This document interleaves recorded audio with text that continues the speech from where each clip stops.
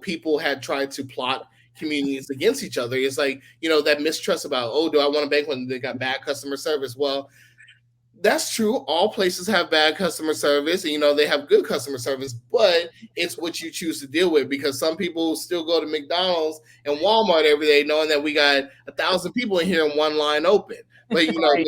but you still go there. So it's a choice that we make. And I can't knock anybody. If you had a bad experience, you need to be able to report that and say something about it, because it's on the institution that they want your money, whether it's a bank, whether it's a business. If they want your money, they're going to elevate the bar, or they're going to miss out.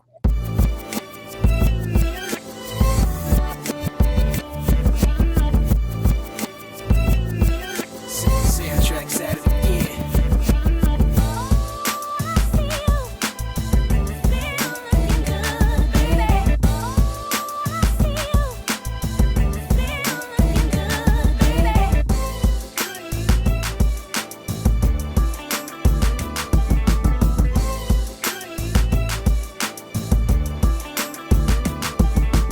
Hello, and welcome to the Bold Black Girls Podcast. I'm Aries. And I'm Kim. And today, as we are rounding out the month, we are so excited to have Stephone Coward of Bank Black USA as our guest. Welcome to the Bold Black Girls Podcast. Yes.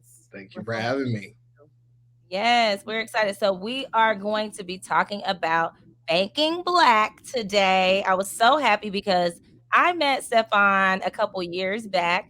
If y'all remember, in June we did our what did we call it? Men. It was something. Oh, we were honoring Bold Black Men. Men. Yeah, our Black Yes. Men series For the month of June. in June, and we had Benjamin Van of Impact Ventures on the podcast. And so I met Stephone because he is also on the board of Impact Ventures, and we both were kind of in those beginning phases trying to help figure out what's going on with them and the path that they're going. And he's still involved, and I'm also still partnering with them in different things, but that's how we met, and we just stayed in touch. And I've seen all these great things that you've been doing. And when I saw you with this Bank Black thing, I was like, oh yeah, I know, you got to come on the Bold Black Girls Podcast. All right, yeah, hit you up. Like, just get it in your mind that you're coming to talk to us, because we want to learn What you're doing. yeah, all about it. So can you first tell us about yourself, introduce yourself, Okay. give us a little history on kind of how you got into Bank Black USA, how this started. So let's start from the beginning. Just give us a little bit of a history. Okay. Well, thank you for having me on the show. I'm excited to be here. So, my name is Stephone Coward. I have been living here in Dallas Fort Worth since 2004. When I moved up here, I went to the University of Texas at Arlington, and there I was a full-time student, full-time worker. So my first real job, like I like to say, was working as a teller at First Convenience Bank, right? Like, because down in Central Texas, it's called Fort Hood National and First National Bank. So I used that job to transfer up here to Dallas Fort Worth, and I'm like, I got to work because I'm not trying to go back home. So I did that for a couple of years, and I found out that I was really good at sales, right? So I was like, it's something that came natural to me. So I worked in banking basically my entire undergrad and grad school career. One of my most memorable experiences, like one of my old bosses to get a job there, he was like, "Sell me this pen." And like, They and always do they that. always do that too. And I had never heard of that before, but I got to work and I did it.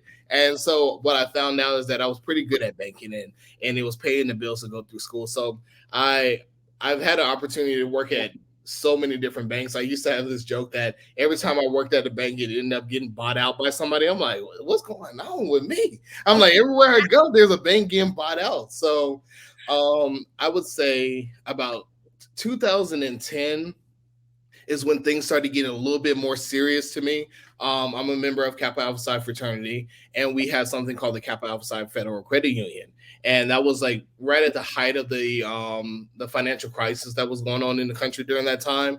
And I got an opportunity to see how financial institutions are built, the back office, the back end of it, and be a part of something that we're creating from scratch, right? So it was a wonderful experience. the credit union is no longer here anymore. It unfortunately didn't survive the financial, crisis that was happening. But from there, I got this taste of saying, like, what do banks do in the communities that they serve, right? So, like, I used to, like I said, I live out in Arlington, Grand Prairie, but I used to work in downtown Dallas and then also in Oak Cliff. And what I would notice is that as you're leaving Arlington and going into these areas, there's less and less banks and more payday loan centers, more and more check cashing places, more and more dollar stores. And I'm like, this don't make any sense. So I was like, so how does the bank give back? And there was something called the Community Reinvestment Act. And what they do is it requires financial institutions to go back and help, the communities that they serve give back. And back in the day, so it would used to be to where we teach you financial literacy, teaching you how to balance your checkbook, teaching way back. This is back in the day, right? Teaching you these type of things, and it was fine for a while, right? I enjoyed it, but then I would say around like 2015, something started to change because I started saying that these banks continue to expand, they continue to grow in these neighborhoods. Like you have literally redlining, you have there's recently there was that WFAA story about banking below 30, right? And so you see how banks do not go in certain areas, and I'm like, well, it's not enough, right? You're becoming just a number, and I'm like, and I felt that these institutions were looking at people just as a number. And so, and I would say about 2016, at around the height of when everything was happening with the killing of unarmed black men and just unarmed black women, it was just like, what can we do? And there was that call to action on where people were saying, move your money from larger institutions into more community based, regional based institutions, right? So I was up on Twitter one day and there was a group of people having a conversation. I'm like, oh, they're talking about banking. That's me all day, right? That's my lane. So I started listening to them, and they were talking about how can we be a part of this. And then you had somebody, the person Killer Mike, he was talking about move your money to black owned institutions. And we're like, well, who are the black owned institutions, right? There was not a list out there. And me, a banker, I did not know about any, right? So we started looking at the minority depository institutions from the FDIC, like the corporation out there that insures financial institutions. They have a list of minority depository institutions. And we looked at them all and we saw that out of all of them, the ones that are labeled Hispanic, Asian, Indigenous, Black owned, the Black ones were the ones who were bleeding the most heavy, right? In 2001, there was about 50 of these financial institutions, right? And I would say in 2016, when we got into it, there was about 22. Wow. Complete drop, right? Where all the other institutions were rising, the Black-owned banks were falling, and we were like, well, this is where we start. And so what we did is we just started compiling a list of where they were, because if you wanted to bank black, that was our first website. I still look back and I laugh at it because I'm like, it was us. It was just like something different, something funky, and we just compiled a list. And what we started looking at, we're like, okay, well, there's more that we can do. So then none of us are coders. So me and one of my co-founders, well, all my co-founders is Justin Moore, Robert Herring III, Christopher LaFleur, Christopher Williams, Latoya Benjamin, John Logan, and I. Like, so there's 7 of us.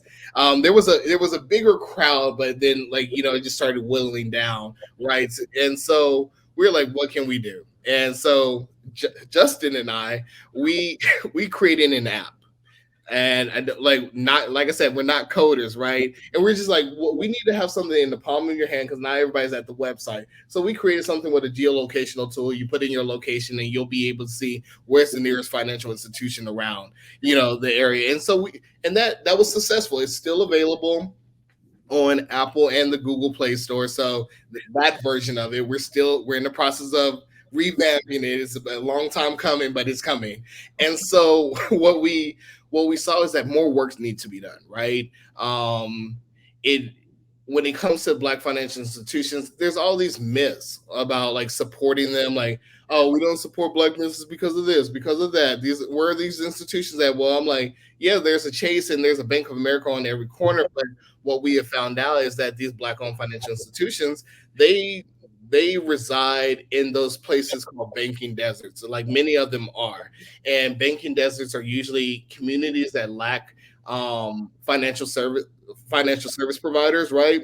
And they're full of payday loan centers, check cashing places, and so on, right? And what we found from the FDIC data is that these black-owned institutions are more likely to lend to people of color than their white counterparts. And also, in additionally to that, you have these larger institutions who have a history of funding things that have a negative impact on us. Like there was the Dakota pipeline access. We had the private prison systems. You have them just like engaged in predatory lending things, right? So with the black-owned financial institutions, the banks and the credit unions, they didn't have that history. So there was a fresh slate for them to be able to serve our community. But one of the things that we notice is that they are underfunded and undersupported, right? The larger banks, they have had a history to be able to profit off of and benefit from the partnership with the government entities, the private sector. And so that's how they're able to capitalize, because the top four institutions all have over $2 trillion in assets. And at that time, not one black-owned financial institution had $1 billion in assets. So there was a gulf in resources between the institutions, right? So when people talk about them, they're like, well, they don't do this and that. Well, they don't have access to the same type of capital credit exposure, media exposure as the larger institutions do. So what we're telling people, we created Bank Black USA. And so we're saying that we want to be able to be a hub to make easily digestible content so people can make a more informed decision about where they choose to bank. We are not here to be a rubber stamp. We're not advertising one institution over the other, because one, this is just a belief that we have. We're not in the business of trading one oppressor for the next, right? So Right. if these institutions, even the black-owned ones, are not doing the best that they could, we're going to call it out as an opportunity for improvement, right? So on the app that we created, there was a rating system to where we ranked them based on their online banking. Well, we're not ranking them. We're grading their online banking, their mobile deposits, the impact that they have in their community, because we want people to make a more informed decision wherever you choose to bank, right? So that went really well. And so more people were finding out about these institutions, and there was this big movement where everybody's like, let's bank black, let's buy black, let's do all this. And that was fantastic. But then eventually things started to die down. It just like with all movements, it's no longer as sexy, it's no longer as in mainstream. So the work had to continue, and we looked at that as a place where we can build. So we started our first partnership with University of Kansas, to where we started mapping out banking deserts across the country. And that was by in 2018, because we wanted to be able to tell a story about and create that easily digestible content where people can understand, like, this is the impact that they have in the communities that they serve. And that started our journey of working with universities. After University of Kansas, we had an amazing opportunity to work with the University of Michigan and Poverty Solutions, to where right now we are in our second year of working with them, and we're creating dashboards. If you go to our website, we have a map that you can look and see, like, not only where the bank is located, but you can see the economic health in that community, right? So you can be able to tie different factors together.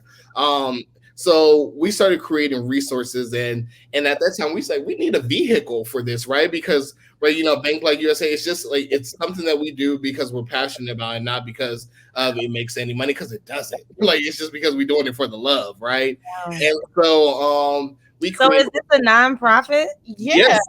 So we created the Cowrie Initiative. And the Cowrie Initiative stands for Cooperative Wealth Reinvestment and Empowerment.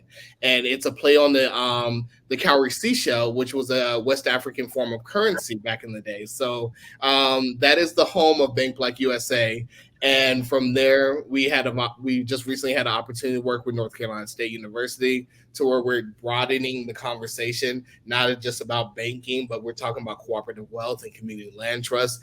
And so the work has received some type of people know about the work. We've been reported on in different outlets, right? Forbes, little outlets like So, Forbes. and we're we're thankful for these opportunities because it sometimes you get in these spaces as just a person who wants to see change and you don't know if you're making the impact, and every now and again it feels good to be like know that somebody sees it and that Yeah. to give you that little boost to keep on going.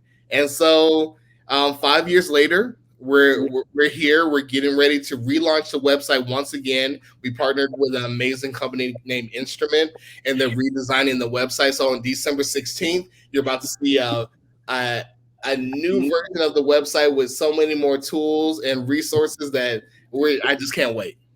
Awesome. Wow, that is amazing. So this episode, let's see, it's gonna air the day before that. So this is perfect. So Awesome. everybody make sure you go check out. Is it bankblackusa.com? Yes, .com and .org will both take you there.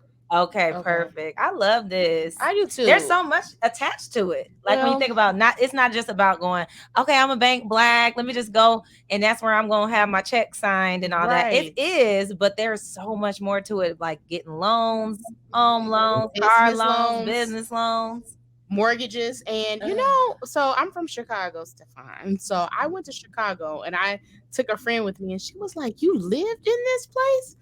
And I was like, "Yes." But as I'm driving around, I didn't realize that we were in a desert for bank. Well, I knew food, right? Mm-hmm. And I was like, I went to the local bank, which I don't know if it was black owned or not, but it was just that one bank in my hood. Mm-hmm. And just looking back over that, I just was like, there are so many cash, we call them currency exchanges back home. That's what we call them. And the check cashing? Yep, that's what we call it, currency exchange. And when we were driving by and they said that, I said, well, I hope nowadays people aren't going to these places, but they wouldn't be there if they weren't getting business. To. And the other thing too is like I used to work for a community bank, right? So one of my first jobs when I was 18, when I was starting college part-time, I worked at a place called Home Savings of America.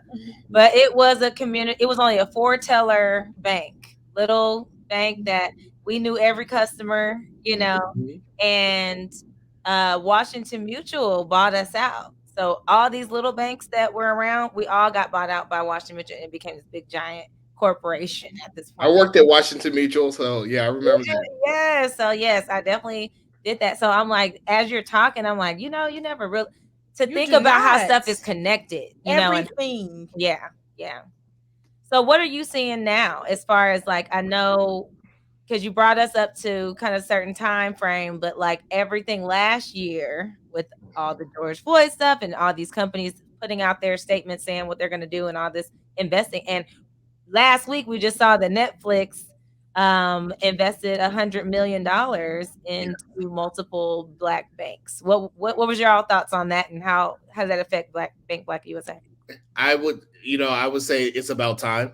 Yeah, it's about time that financial institutions are putting their money where their mouth is or where their words are.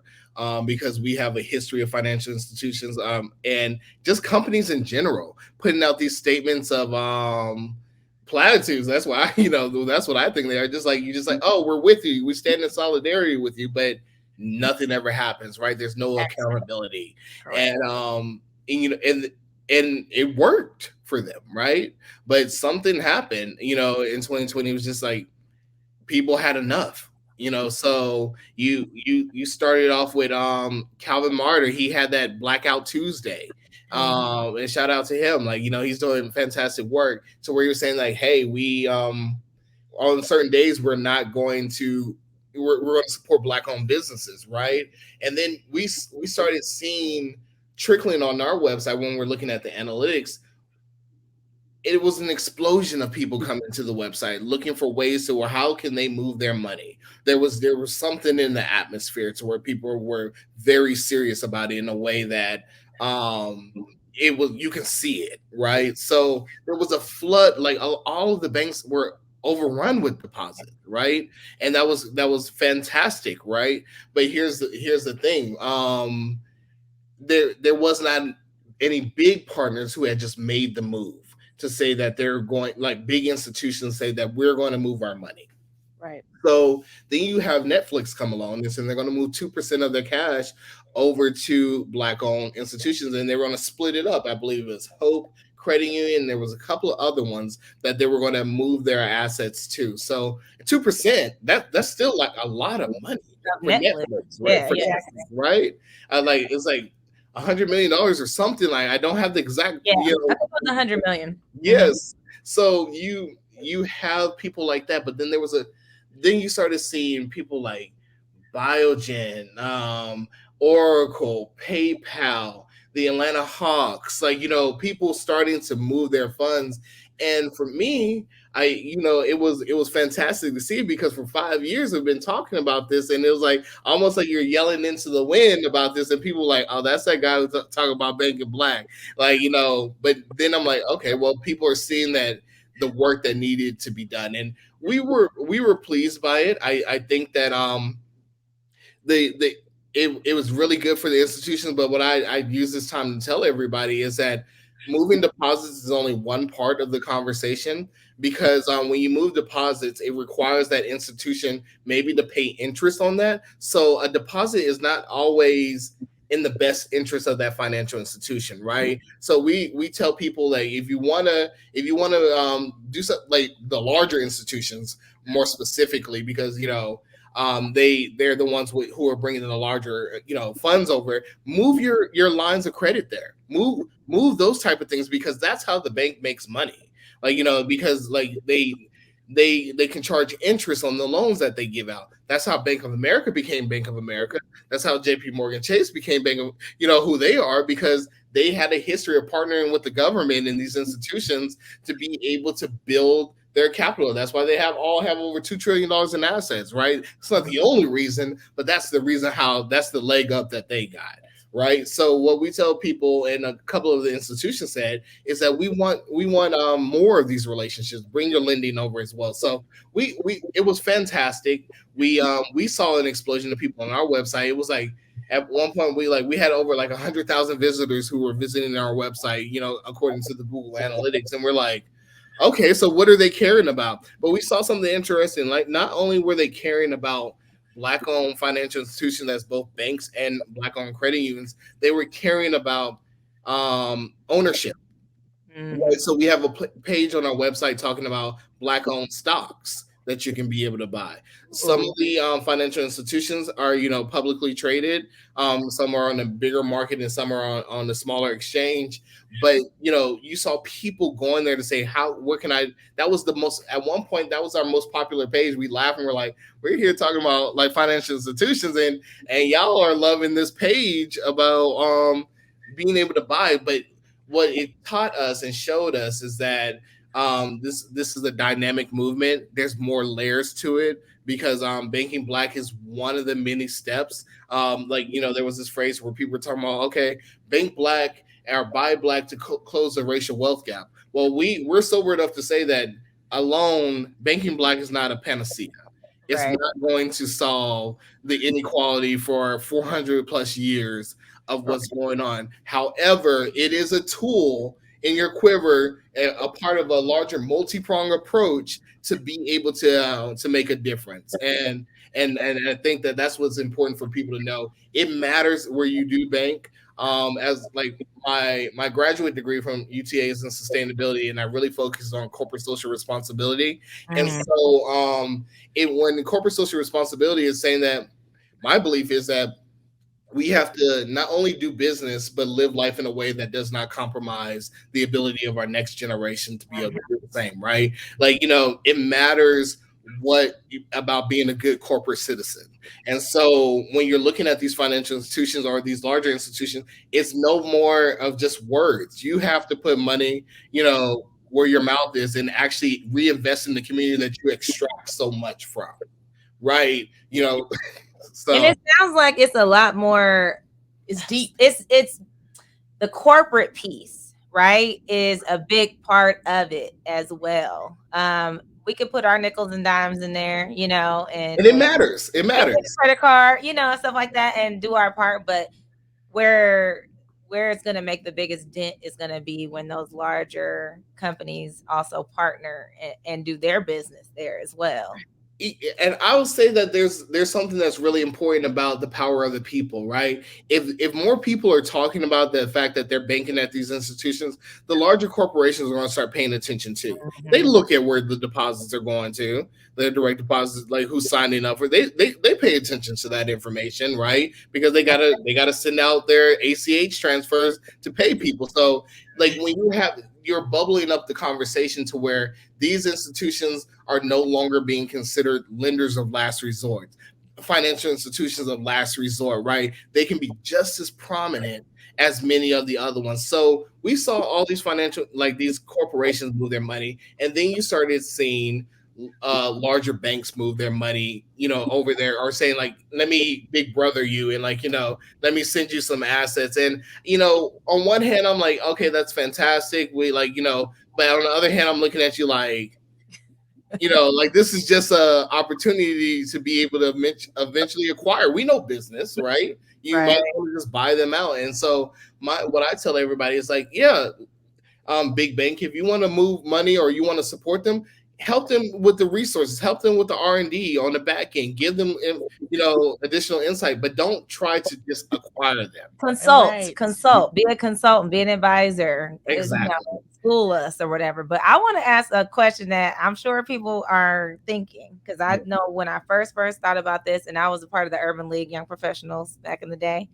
I'm too old now. But no, you're not. That's the young. You can go to the older. But they were talking about banking black. We've had those conversations. I was like, oh, I get in my, black power mode, and I'm just like, yeah, we're doing everything black. And they were like, yeah, if you really try to do everything black, you would be missing out on something you can't get, or whatever. I think it's a lot more now. But do you feel that there's a lack of trust in people putting their money in a black bank, feeling like, is it going to be as safe as going to Chase? Right. Like, have you heard those as complaints of yes, so are not doing it? Absolutely, I have, right? And so and that mistrust, that uneasiness is founded in the fact that right after post-slavery, you had institutions like the Freedmen's Bank, and you had other black-owned institutions that were popping up, right? And they were having to get the support of government entities and so on. And some of them were badly mismanaged, right? This is before like the FDIC insurance came around, to where at one point it's like each account is insured up to $100,000. Right now it's insured up to $250,000, right? So this is before all that. So remember when we had the 20s, right? And it was just like the Great Depression, there was a run on the bank. Like, because the bank wasn't able to insure the money, like, people were going and pulling it out, right? And so the bank may not, like, because they're lending money now or giving money out to somebody else, you might go in there and you didn't have the funds. So a lot of people's lives were completely shattered because of that, right? So that trauma has passed down to different generations. So, so it's founded, but what I tell people now is that it's a different time.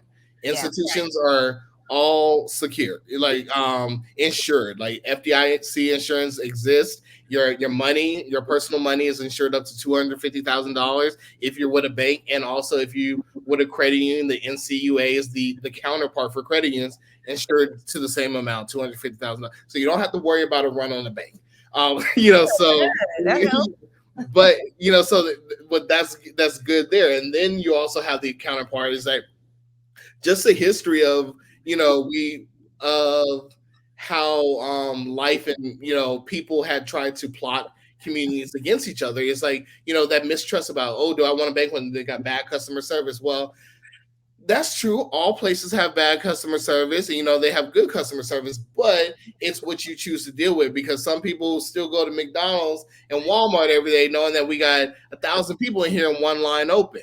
But but you still go there. So it's a choice that we make. And I can't knock anybody. If you had a bad experience, you need to be able to report that and say something about it, because it's on the institution. If they want your money, whether it's a bank, whether it's a business, if they want your money, they're going to elevate the bar, or they're going to miss out.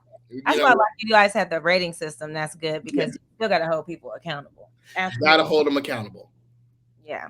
Wow. So tell me, if you could tell our listeners one reason why they should bank black, what is the main reason? Because a lot of our listeners are black women. Because I want to do it. And yeah, we're black women. I don't know. Around, we range mainly. The bulk of our listeners are going to be between 25 and 45 years old.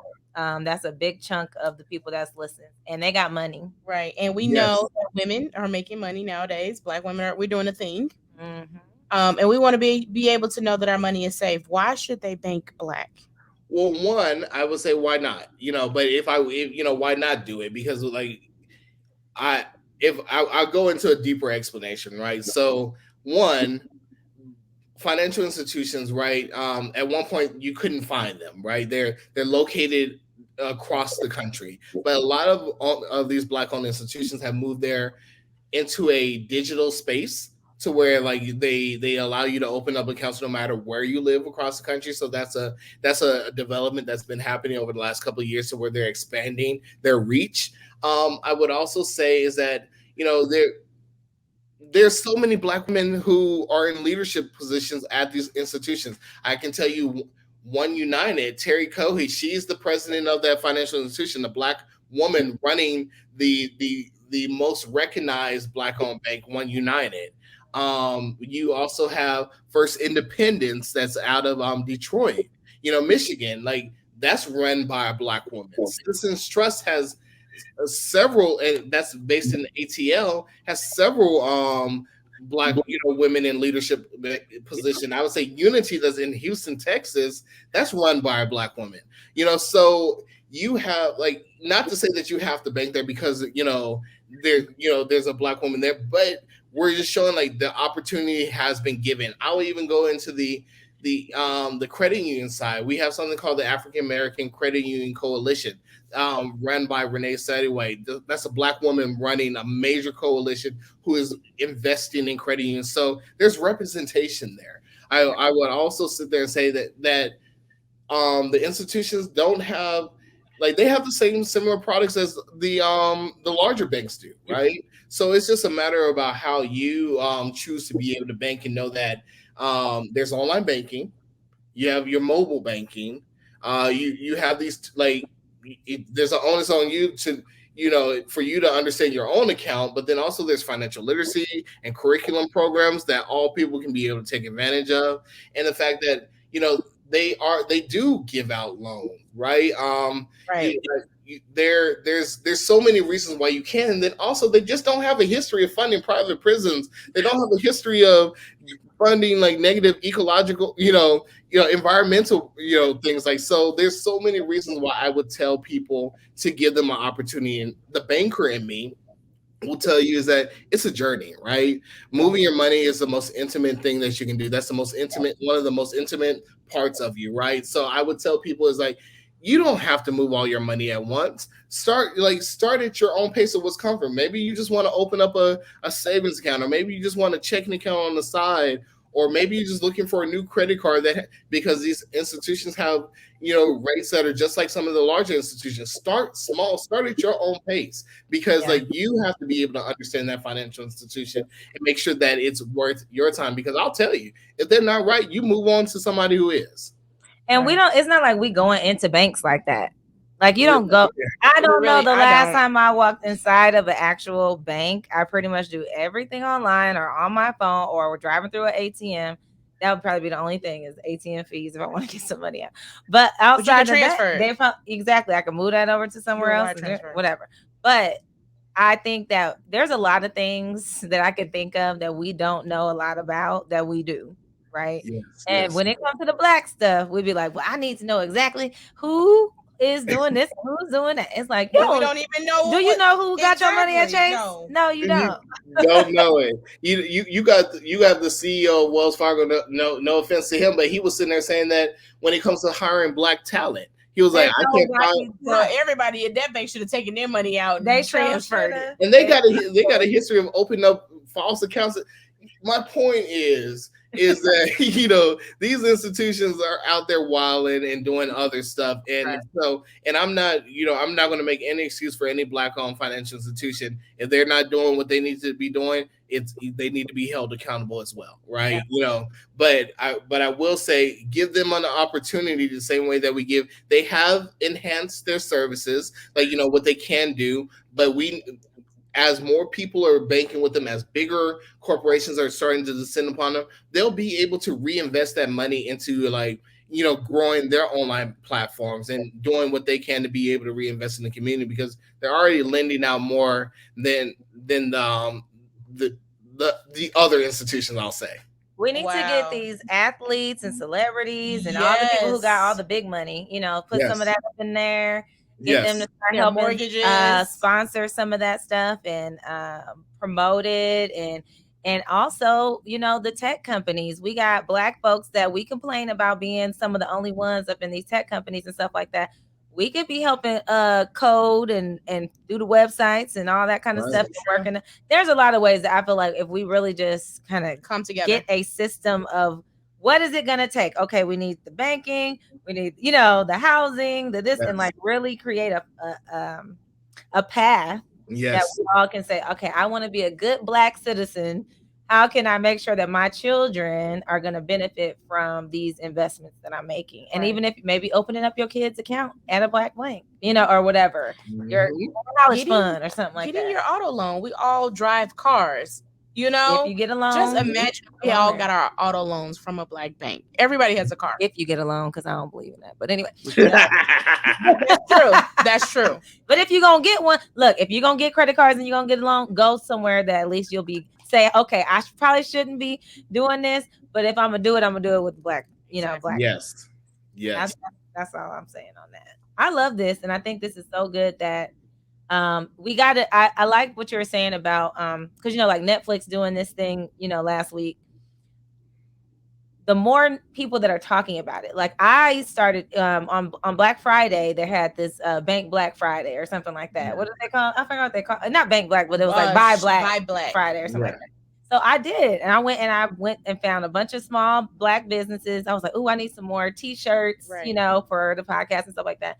So, and I bought my goddaughter a purse from this young Black girl who got her own business, and them purses was expensive, but I was like, you know what, it ain't about that. I mean, we'll go by Louis and we won't say anything. We don't complain about the price. But I was like, we will complain about the price when it's some Black stuff, right? We won't complain when it's a $3,000 purse from somebody who don't give a about you, but this other family over here that's doing something, we don't want to help support that, so I just was like, you know what, today I'm going to put all my money in some small businesses that I'm going to buy this stuff anyways. I'm going to buy this stuff from somewhere. Let me find a Black company that does the same thing. And if just that little bit of extra step, that can help us make a difference in our own community, because our money doesn't circulate. Exactly. And that's the bigger thing. Like I'm about to say I have a dream, but that is like, come on, dream. But that is what I am working on. Like I always tell people, like I feel like my purpose here is to connect people with tools and resources, right? And like it's banking Black is an ecosystem that we have to create. We have to be able to connect these pieces, because people talk about the circulation of the Black dollar and how it only stays in the community for like an hour or a minute or something like that, but it's like, well, we need to build up around, like everybody is good at what they're good at, right? And if we have more people starting to collaborate, we can dispel a lot of these crabs in the barrel mentality, all this other stuff, like why we don't support this, like all this deep trauma that's carried from generations before us. Like we can address those type of things, and that's what I like to do, is like I'm partnering with people around me. If you have something that you're good at, how can we uplift that? How can I be able to support that? And like, and that goal is to be able to create that ecosystem to where that money does circulate longer in the community. Because, like our podcast, right? Like if we want to sponsor or something like that, we'll be like, get a Black business that wants to sponsor bold Black girls. We're pouring out. This is going out to the community. Like those type of ways that you can make everything kind of attached to something else and say, how can I, if I'm gonna have an editor, let me find a Black person that's the editor. So that way when I'm paying him, or her, It just she's stays. using that's staying in the community, whatever. Mhm. So just thinking of other ways that we can also continue to circulate the dollar, I think is going to be really good too. So, what's the future of Bank Black USA? What do you see going forward? What are y'all trying to do? Where do y'all need help? I thank you for asking that. So it's like I first of all tell anybody who believes in the movement, hit me up, hit up Bank Black USA. We're always looking to grow because it's a community. It's like it's not about me. It's not about any of my co-founders. It's about what we're putting out for the community, right? And that we've always been that way. So it's like we I see more collaborations with universities that are coming down the pipeline. We got a couple of more that we're talking to right now to create some more dope tools and resources. I specifically, want to get HBCUs involved. The hackathons that I'm doing, like that I'm working on, is I want people to come together to create the next generation of codes and technology and back end software that helps not only financial institutions but black-owned businesses and other initiatives in the community. I see with the Cowrie initiative, what we are doing is the 501c3 is like we are expanding on the conversation because there are people who have fallen out of love with capitalism. Capitalism has not done well by everybody, right? It's extractive, it's exploitative, like it does so much, and some people are just fed up with it, right? So what we although it's still our system of record, our goal is to be able to say, like, let's have additional conversations. Like, let's talk about what does cooperative wealth look like? When we talk about group economics, what does that look like in the community? And we started creating tools and resources there. Like I said, with North Carolina State, with Professor Kofi Boone, an amazing human being, we started mapping black-owned cooperatives and black-owned community trusts across the country. I've been posting and sharing them on Facebook and LinkedIn, and we're going to start promoting them up on the Instagram account for that. But the goal of it is to be able to dispel the rumors and the myths, to let people know that people have had a history of coming together to be able to survive the economic system that we live in. And I want to be able to illuminate that, to show people that people have been doing it. So like they like you like let's like ease some of the hesitation about if you didn't want to do it. Like people have been coming together to buy land and Yeah. group together. People have been coming together to form little cooperatives. Like so let's talk Right. about it and let the spirit move you where it move you. I love Get it. into that powernomics with Dr. Claude Anderson and all them. It's a lot of places I think that you get those like-minded people together, and I definitely feel like it's so easy to just go with the flow and not think about it. It's almost like we laugh about buying organic food or stuff like that, and You're and intentional. you're being thoughtful about things, Yes. right? Like what Mhm. you're doing, where you're putting your money, recycling, just Yeah, all yeah. kind of things that can help the future, because we're like, well, I'm gonna be dead, I don't care. Well, come on. Like we Yeah. need to care, especially us, because I feel like we're probably one of the, I don't know the stats, but I'm just from what I know in my 40 something years of life, is that a lot of time we don't be leaving a lot of money behind. uh, No. we usually leave a bill or two or three. There's a couple of bills that's being left. Yeah. Every There's some chain. some bills getting left behind, and so not having our estate plans together, not going through probate, people losing houses because we can't afford to keep them and we can't afford to take care, just pay taxes, or things like that. So Mhm. there's just a lot of things that I think we need to start thinking about a lot more. So I'm so glad that you came on to help us learn more about this. We can't wait to learn more about what you got going on too. And please do not hesitate to reach out to both Black girls to partner on any of this stuff, because we all about the tech, we all about the Black women, we all about the Black folks, and anything else that's going to help our community. So we know. I love that. Thank you, and I'm looking forward to that because I do believe in the power of the people. So, like, Yeah. we're gonna make this happen. Yes, and if there's any connections or anybody that you need to meet or reach out to about this as well, let us know. We on LinkedIn, we be on there all day, every day. Yeah, So you already know. Now, where can people find you? You individually as well as Bank Black USA stuff. Me individually, I'm probably pretty boring, but you can find me on everywhere, like Mo Stephone MO and Stephone STEPHONE. That's a shout out to Louisiana Creole roots. Mo means I am. But like you can find me there on Instagram and Twitter, but then on Facebook and on Bank Black USA, you just type in Bank Black USA anywhere. Instagram, Twitter, LinkedIn. You can find me there. And then also you want to find me on LinkedIn, Stephone Coward. I'm there. Awesome. We're so glad to have this you. was a wealth of information. It just, you don't realize how deep it is. Right. Super. And now it's like I can be even more intentional when it comes to that. Exactly. Yes. And I'm here to support. Let me know. Oh, we're gonna let you know. We tell people like, look, once you in the network, you in the network. We gonna let you know. But now that we have more education around this, we definitely will be using you as a resource and a guide if things come up that we need more information about. So we're just super glad to have you on the Bold Black Girls podcast. So thank you so much. And if y'all are not subscribed by now, and you got to this point of this video, then I need y'all to make sure if you are on a podcast platform that you have subscribed, you have rated us, you have reviewed us, and told us how amazing we are and how much you love the show. And then also if you are on YouTube or any specifically on YouTube, we are on a road to 1,000 subscribers. So if y'all would please just support us and let your friends and family know about Bold Black Girls and tell them to subscribe so we can get to our 1,000. Buy black and be bold. Exactly.